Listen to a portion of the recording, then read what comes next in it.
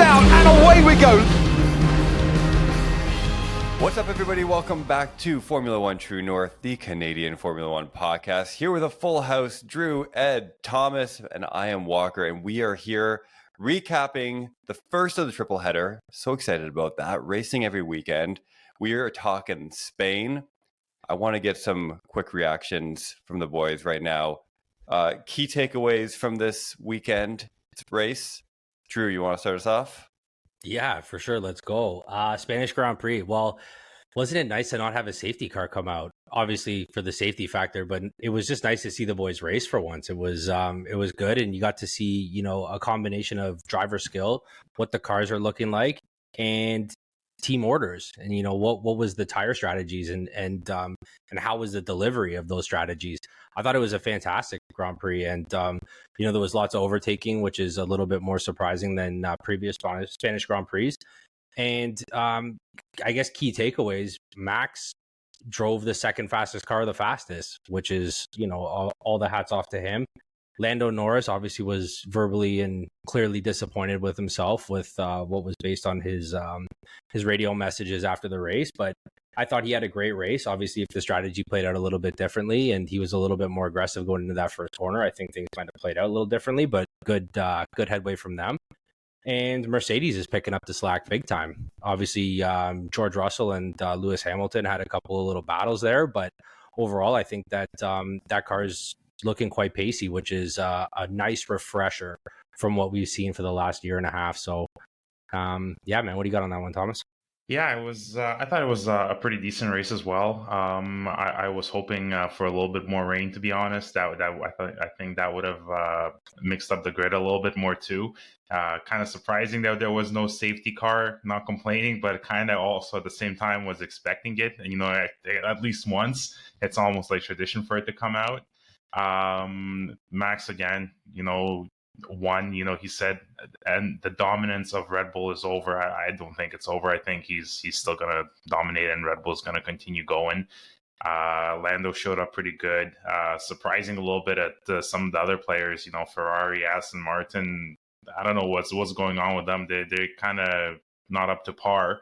So it was a little bit disappointing to see, but Alpine scoring double points, that was something different to see and exciting. Overall, a pretty solid, pretty decent race. Like I said, rain aspect was missing for me. Yeah, I think if that would have sprinkled a little bit, it would have been more interesting to watch, more different strategies and stuff. But yeah, pretty decent race, Ed. Well, definitely a decent race. Something I was very excited about in terms of like towards even the end. The last 12 laps was just like Lando Norris like really chasing down Max Verstappen. And for me, like immediately what arose in my head is just a new actual challenger now comes into the fray for Red Bull. It's no longer Mercedes, it's not Ferrari. And for two races now, Max Verstappen has said that McLaren is a faster car. McLaren has a better pace. McLaren is taking them and giving them problems now. So the pack has caught up, and not just caught up in the sense that McLaren, Mercedes, Ferrari, but actually a true rival has now joined the fray, and they're back in. And I mean, Zach Brown must be over the moon right now. Andreas Stella is just like, we need to tighten up the ship. We need to tighten up the strategy, because I think for this weekend, that was the only problem they had, was the strategy. Had they had good strategy, better pacing in terms of where they would actually take out Lando, replace his tires, longer stints, I think they would have gotten to Max. And Lando had pace. So a lot of things that have happened this weekend, but I focused a lot on that because now we have a Grand Prix, we have a Drivers' Championship. It's not going to be all Red Bull for the rest of the season. So looking forward to that. This is very interesting. I have so many thoughts going through my head. I'm going to start with Drew. I'm going to respond to Drew first and his, celebration that there was no safety cars. I don't think I've ever heard you celebrate no safety cars, given that they add such like a dimension to the race. Obviously, you don't want anyone to die, but like no safety cars, you're really that happy about it? I think it's not that there wasn't safety car. Obviously, like just like weather, and as Thomas said too, like when you add rain to the mix, the whole element changes. Everything changes, and that adds a little spice to it. But I think we've had so many races with a little spice to it. I think there's an opportunity for a race like this, especially Spain, where they used to do a lot of their preseason testing, and it's one of the tracks that they use to measure themselves on. This was a great opportunity to kind of see where those cars are at halfway, or a third of the way through the season, or whatever the length is into the season, to kind of see what all these upgrades have done and where the teams are on an apples to apples basis. And I just thought this was a race for once that we've had that safety cars hadn't decided anything. It was driver talent that really helped. You got it. So you were really looking forward to like a real mundane race, like no excitement, just like straight I thought it was up, pretty exciting race, just straight up racing. No, it actually was pretty good. Yeah, I'm being a bit of a dick about it. This really, I'm going to pick up on something else you said, Drew. You said Max Verstappen. What'd you say went quickest in the second quickest car, or something to that effect? The way you put it. And this reminds me of that argument that you often hear in Formula One, whether it's the driver or it's the car. And I think now you're starting to see the perfect example of a driver like Max Verstappen, who is a seasoned winner over, the past 3 years, but even prior to that, versus someone like Lando Norris, who's just kind of learning to win. Right. And he's able to do that with a car that maybe isn't as fast, but the way he manages the race, the way that he manages the scenario, the starts, whatever it might be, he's finding a way to come out on top. So, we can talk about that more later and dissect that a little bit more. But I think this is a really good comparison when you start to look at, how much of it is the car and how much of it is the driver. And Ed, you also brought up a little bit later that we have the emergence of, a new challenger, a new rival to Red Bull, maybe, supplanting what Mercedes' role was over the last few years as that official competition. But I don't know if I wanted to give it to McLaren yet. I don't know if they've earned it after 2 races. I think, they've had some decent results and some good qualities and things like that. But what does it take? Is that all it takes to become like the new official rival when everything seems so fluid within those top 4 teams, right? It seems, week to week, you had Ferrari at the beginning, then you have, Mercedes with a bit of an emergence, and Ferrari dropping back. You have Aston, which is nowhere, and McLaren, which has kind of landed in that number 2 spot for now. But does that give them the title as the new official rival to Red Bull? I think we're just so desperate for any sort of competition of this Red Bull dominance that like F1 fans as a whole are just jumping all over any sort of, inkling that somebody else might have a car that might be fast enough on a few tracks, and we're taking it and we're running with it. And that's okay. Do I think? No, I don't think. You can have a couple great races, but you need to be doing this consistently. Because if you remember back to Ed's favorite season in 2021, it was Red Bull, Mercedes, Red Bull, Mercedes, Red Bull, Mercedes, back and forth. And until we see that happening on a race to race basis, then I'll believe it. But back to your point, Walker, is Max Verstappen really showing his true colors and why he will be remembered as one of the greats? 100%. I think if you put Max in Lando's car, he would be whooping him with it. And I just think that there's a little bit of confidence that needs to come out in Lando. And I would argue even George Russell as well, is they're not used to this winning pressure. And, somebody like Fernando Alonso, somebody like Lewis Hamilton, these guys have it in them already. And so they've been race winners on a consistent basis. And I don't think Lando and George have that until they get there. That's when you're going to see McLaren really put it to Red Bull. I would beg to differ, because my basis of actually saying that it's a rival now was based on the tracks uh, where Red Bull performed and where McLaren performed really well. For example, like Miami, it's a new track, sort of like a street track, sort of like a city track. So definitely, it was one that Red Bull had always complained. Even Max had complained that they're not really strong there. And even in Monaco too, they're not as strong in small city tracks and street tracks.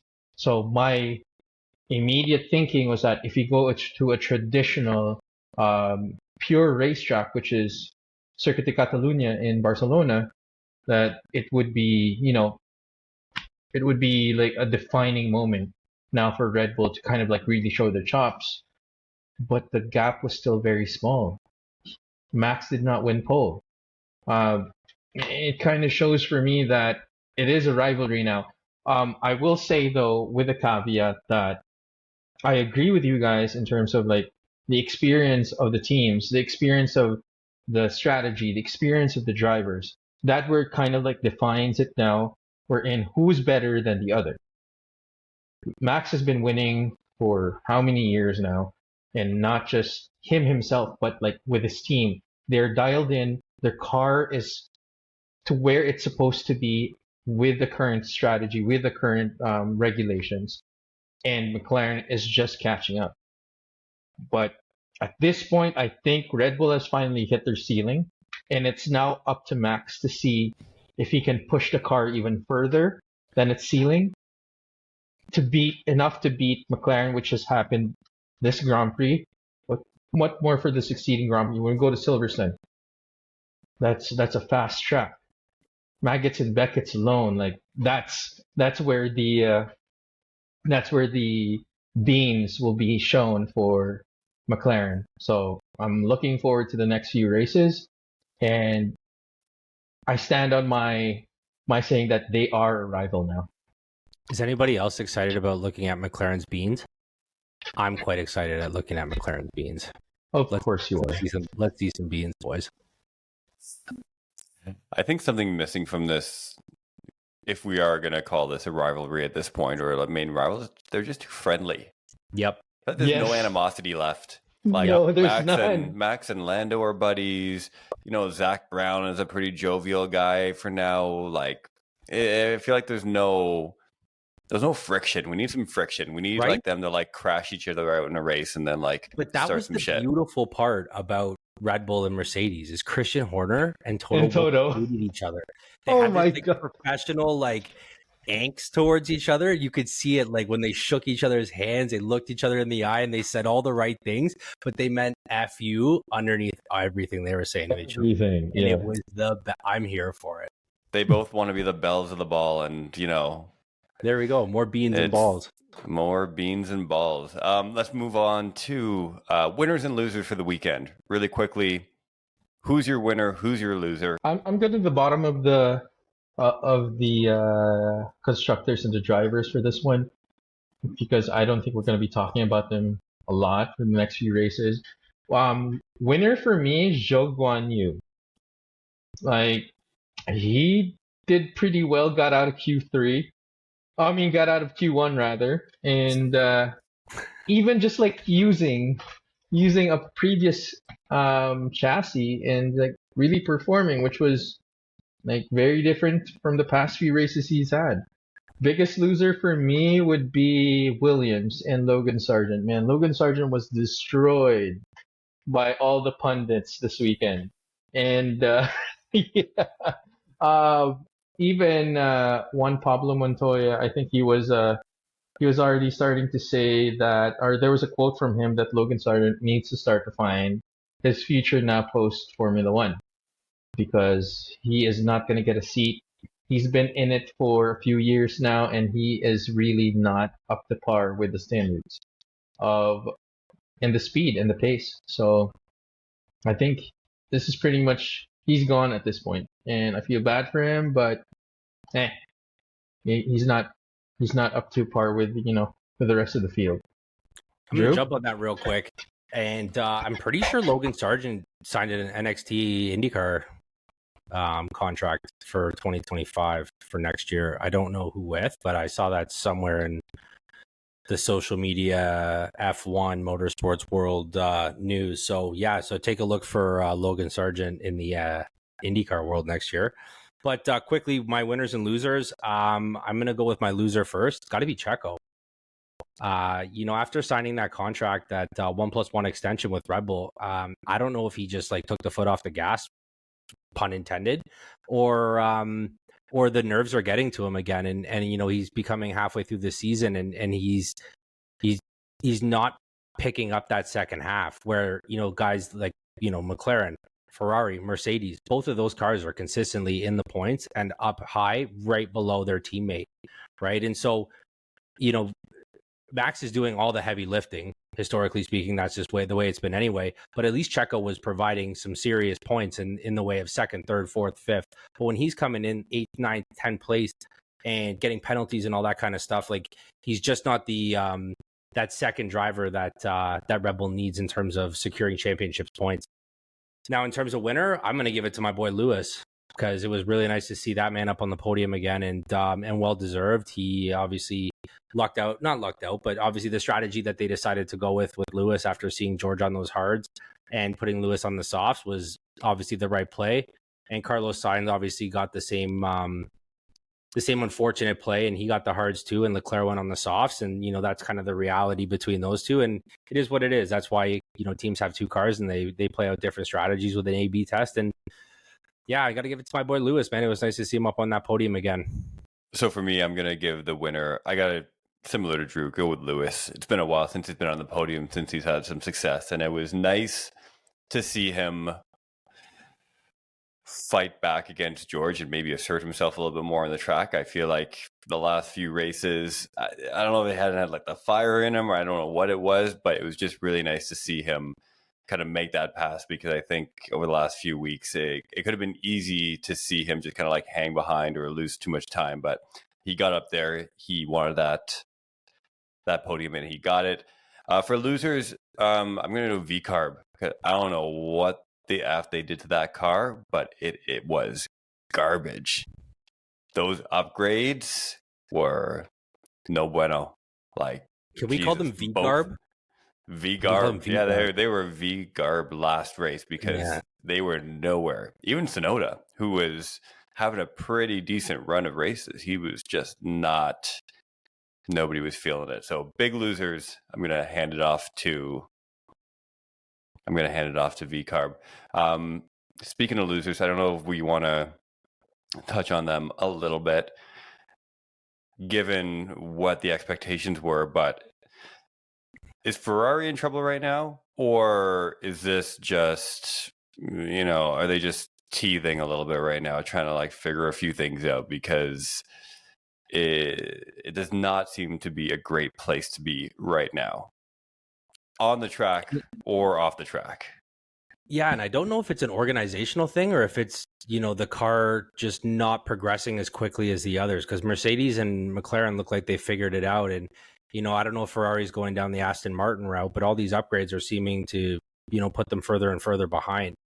I don't know if it's a track specific issue, but I really don't think so, because there's been a couple races in a row where, there's been some power issues early on. And, Carlos was whining about that, much like Leclerc was in the previous Grand Prix. But I don't think Ferrari's in a good spot right now. I don't know what's wrong, but I think that they have a lot of work to do if they want to start collecting some serious points in order to fight for those championships. Yeah, I think the problem right now, post Monaco, I think they put all of their eggs in Monaco, and it's just that after that, like their pace, they had issues with the engine in Canada, and yeah, it's just like they're not there right now. There could be a bunch of upgrades that are in the horizon, but whatever they've done to the car, it's definitely not up to snuff with the rest of the field. And I would say like they are in trouble post the triple header in Europe. If they don't come out of Silverstone and really like show what they have or what they have up their sleeves, then yes, I can safely say that there's something wrong there, and Fred Vassar needs to crack the whip again and try to figure out who is, dropping the ball and who needs to kind of like step it up in terms of delivering for the drivers and delivering for the team. I wonder how Lewis is feeling right now. I'm sure he's wildly conflicted. Like, he's super happy that Mercedes is starting to go in the right direction, but he's like, I'm not here next year. What does this mean for my future? Yeah. I was watching the race and, analyzing Ferrari and kind of trying to think about this, because obviously they were struggling all weekend, and I couldn't help but think if the cars are just being weighed down a little bit by Carlos's Sainz tears, because I feel like he's just crying about everything right now. The man is just whining. All right, he's whining in the race about him and Lewis. He's whining about strategy. I feel like he is so done with them.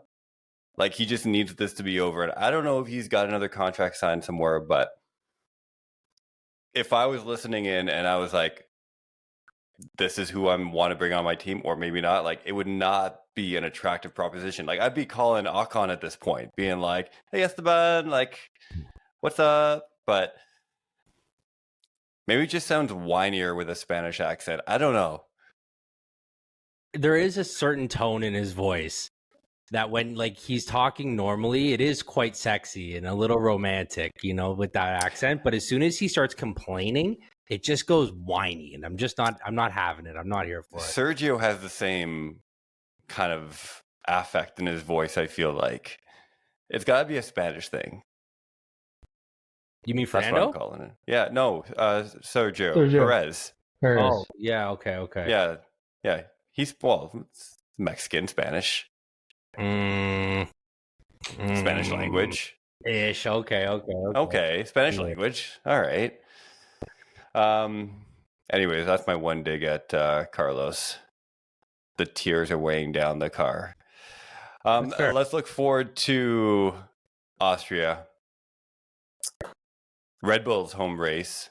Also Toto's home race. Another kind of classic Grand Prix track.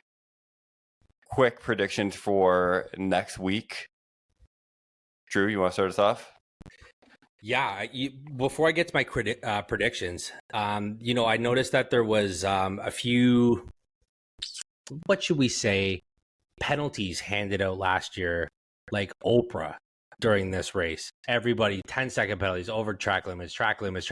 Everybody had penalties last year. And what I noticed and what I saw and what I read about them updating the course, they put a couple gravel traps in some very convenient places that will make it almost impossible for these guys to be going over track limits. And I think it's going to make for a very interesting Grand Prix. I do predict that the safety car will be coming out in a big way at this track. And predictions, I think Max is going to just, he's that type of guy that uses the pressure and harnesses it and runs with it. And I think he's absolutely going to smash this out of the park, even if he does not have the fastest car. I would love to see the confidence still pull through with McLaren, but I would love to see a battle for third place between Ferrari and Mercedes. I would really like that. I would actually like to see Alpine crush it a little bit more too. I think for a works team, they need to start picking it up, and to have both the boys end up in the points last week was fantastic. And I'd love to see that again from them. Aston Martin at this point, I'm kind of not rooting for them anymore, just because they just can't figure out the Lance Stroll issue. And I think until they figure out the Lance Stroll issue, they're not going to get anywhere. And I think that there has to be some very hard decisions made there. And, inviting Lance to leave might have to be the smartest play there. No brainer there. No brainer. I knew I was going to taunt you with that one. I can't believe we forgot to talk about Lance Stroll and that move in, what was it? Was it like was it qualifying? No, it was FP3 or something like that, right? FP3, yeah. Yeah. Where he was like complaining that Lewis within his way and then proceeds to like throw his car into the side of him. Yeah. What, like a straight up tantrum. Yeah, exactly. Like, that's exactly Lance Stroll in a nutshell. And if you ever have any questions about free practice, just ask Eddie. He'll tell you everything. Why do you guys have to dig in free practice? That's where all my predictions are based upon. And how's that going for you? Really, I know. I was going to Nothing. say you should Zip watch a little nada. closer. Zero.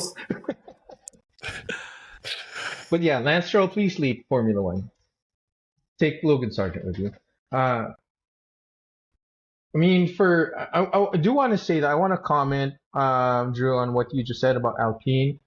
They may bounce back. You know, they just brought back the infamous Flavio Briatore. I don't know if you guys knew about how he was banned before, and he's back as a consultant because technically he should be banned from Formula One, but we'll see. I think there could be a few tricks up his sleeves that he might apply to Alpine. I am looking forward to McLaren really taking this again to Red Bull. I am also looking forward to Red Bull, McLaren, and Mercedes to see how they can actually perform in high speeds. It's a high speed track with a bunch of tight corners, and very excited about the battles that could be won or lost in this race. Ferrari, I will hold my tongue up until the actual qualifying results come out and see how that works, because it is my favorite track. I am going to be rooting for Ferrari next year because I'm a Lewis fan, as we all know. And yeah, we'll see what happens. Super excited for the next race and even going down to Silverstone too. So, quick predictions for Austria. I think the podium is going to see 2 Mercedes drivers with 1 Red Bull driver on there. So you guys can take that as you wish. I think McLaren's going to have an off week. I don't know why. Just I've been watching FP1, 2, and 3, so my predictions are going to be as strong as Ed's. But I think McLaren is going to be a little. I think you know what? Just going on a feeling, baby. Sometimes you just got to roll with it. That's it. Absolutely zero logic involved.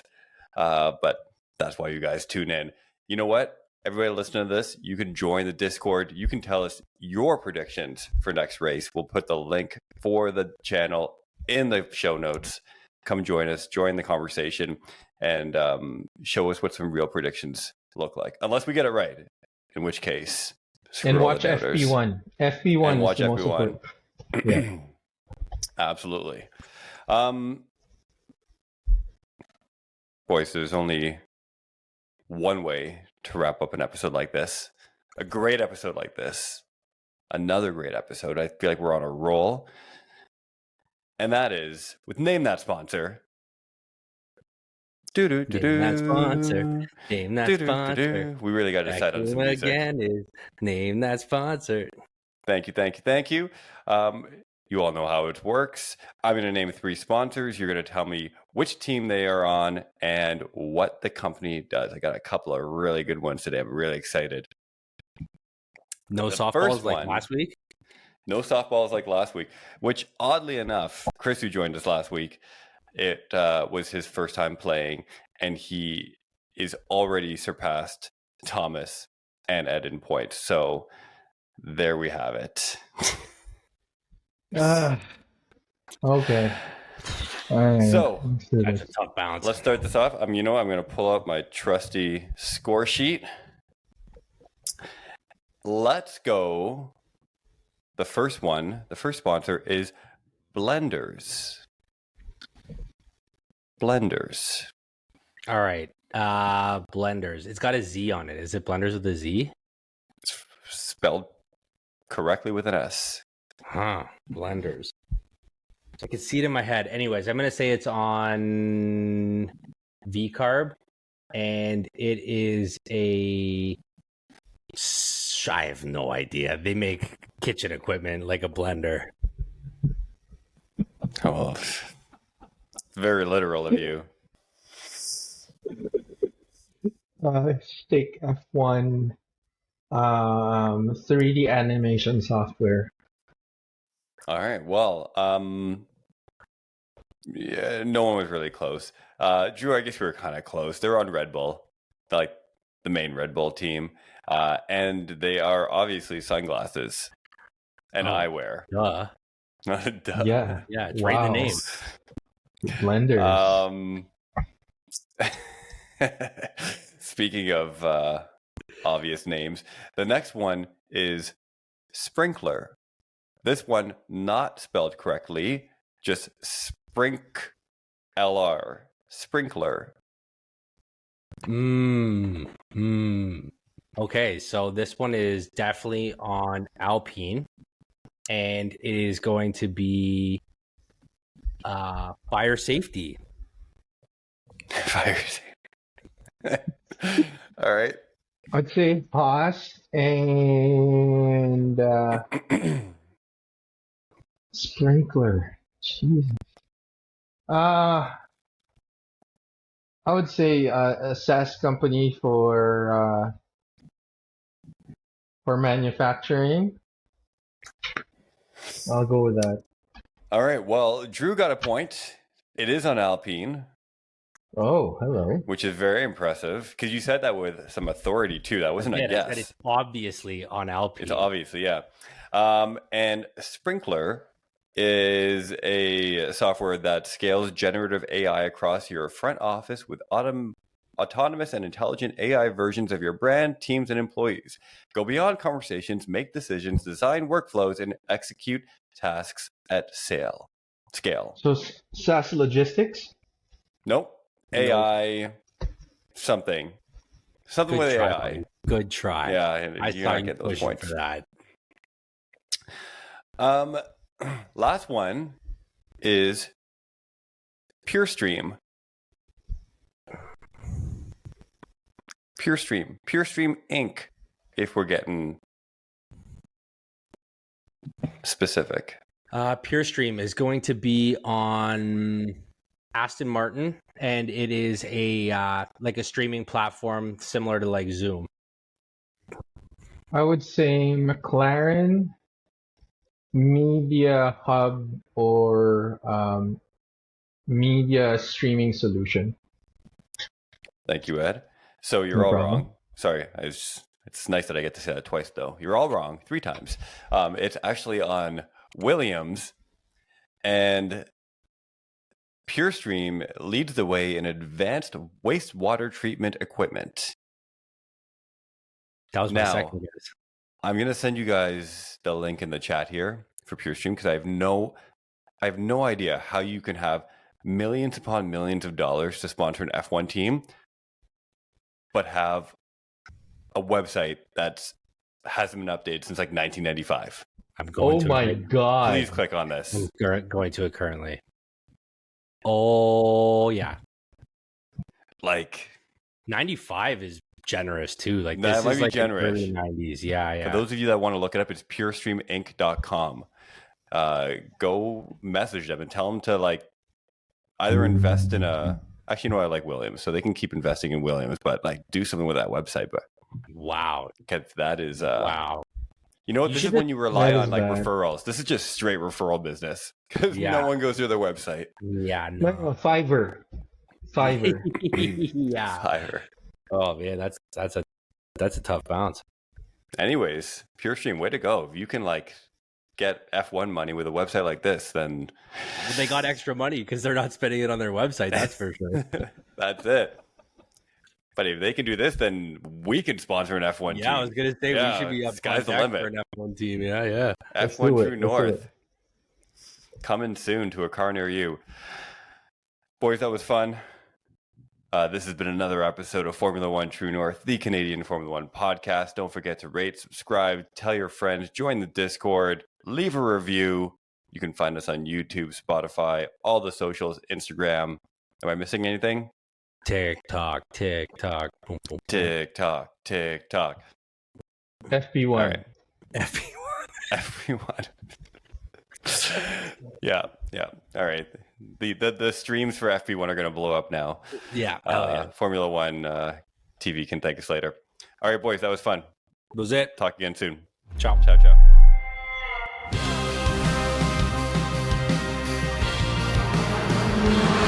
lights out, and away we go.